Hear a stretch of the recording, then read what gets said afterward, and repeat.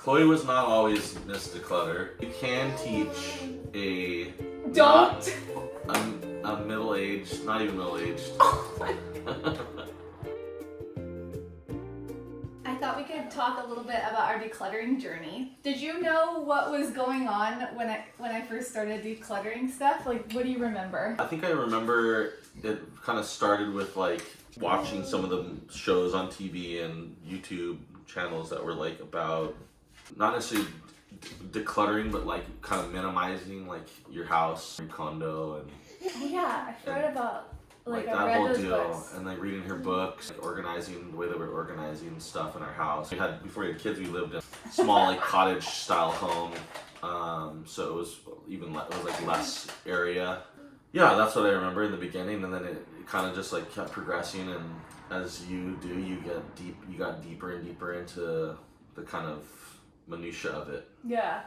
How many nights were you like, Chloe, like, help me with the dishes? You remember? Yes. Chloe was not always Miss Declutter.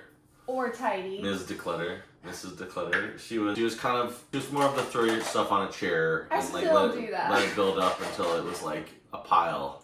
It would build, and then I'd have a marathon tidy and clean session.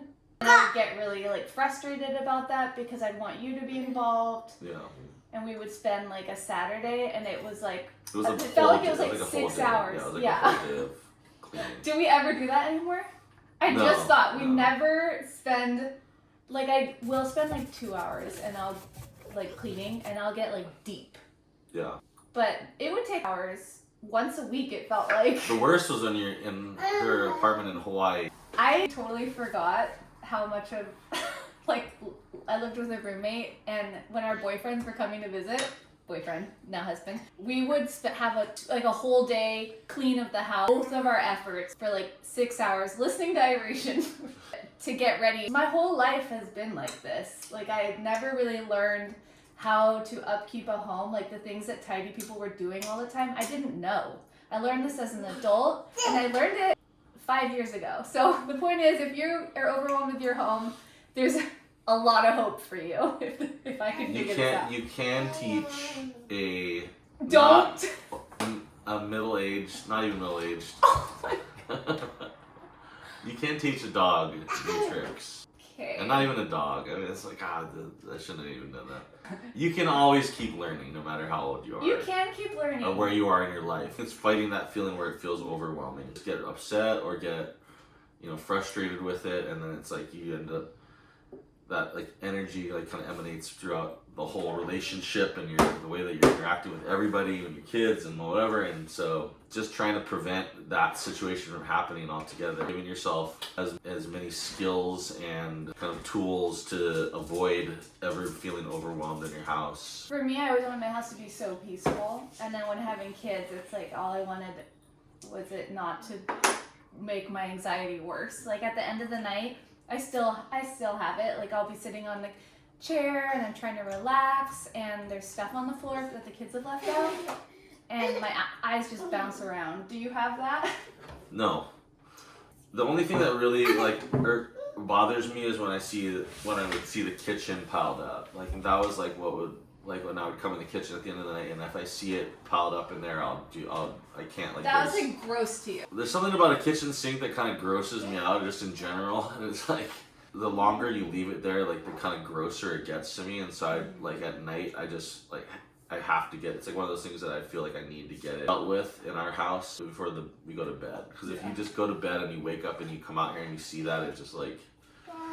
Bacteria has been in there all night. And Ew, I don't even think about it like the bacteria. Yeah, I think of it as just like overwhelming. Like, yesterday's problem. And I love coming into the kitchen when there's nothing. It feels like a fresh start.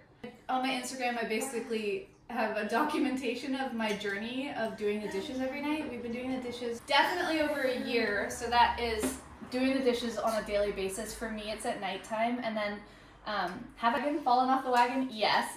And every time I do, I'm so depressed that I did. And the first thing I'll do is do the dishes again. But doing the dishes has brought the house under control.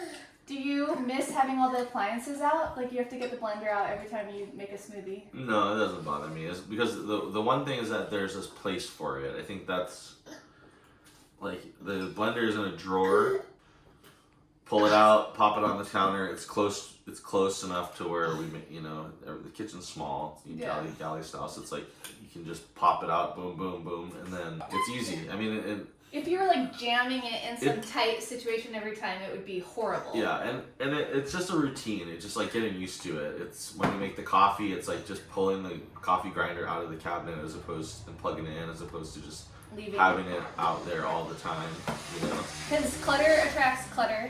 Clutter attracts clutter. Like if you have something on the counter, you're more likely to put something else on the counter, and then something else, and then it's just, before you know it, it's just overwhelming. Yeah.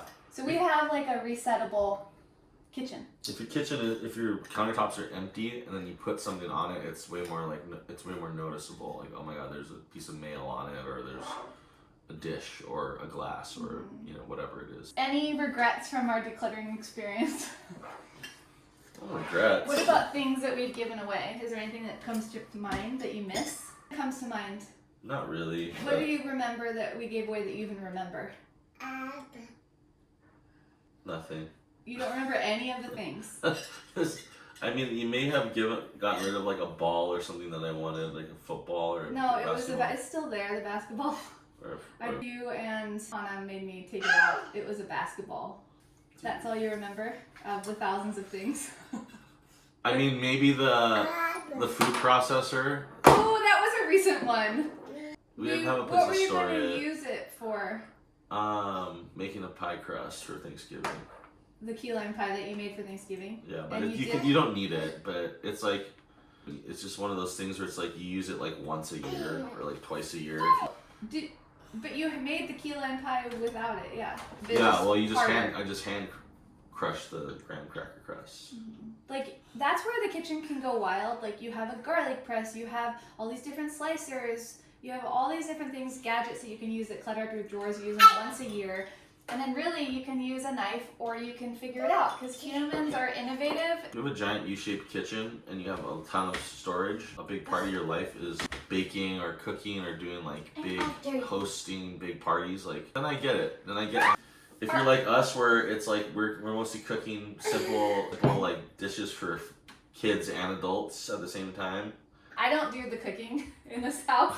I mean, I do make like simple meals. I just made a quesadilla kind of thing, but yeah, Micah does all the cooking. So do you feel like our kitchen functions well? Yeah, I think it functions pretty well. And neither of us are like uber tidy. Like, I'm definitely not. Like, the balance is like having one person that's like really uber kind of clean and tidy, and then one that's not, or two, and they're like, we're gonna do all this cleaning together. Like, yay, weirdos, but freaks. But most people are probably closer to what we are, which is like, either one or neither are like super clean, like super tidy.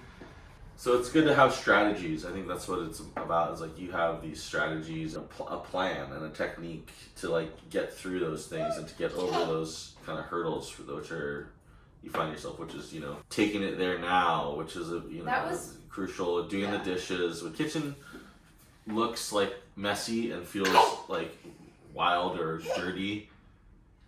It just always feels disheartening to me. The kitchen is like the heartbeat of the house is the kitchen. It's like our daughter comes home from school, the first thing she does is like come in here and like go for a snack, or like, whatever she needs to do. And this guy likes to just come straight in here in the morning and pull everything out of the drawers.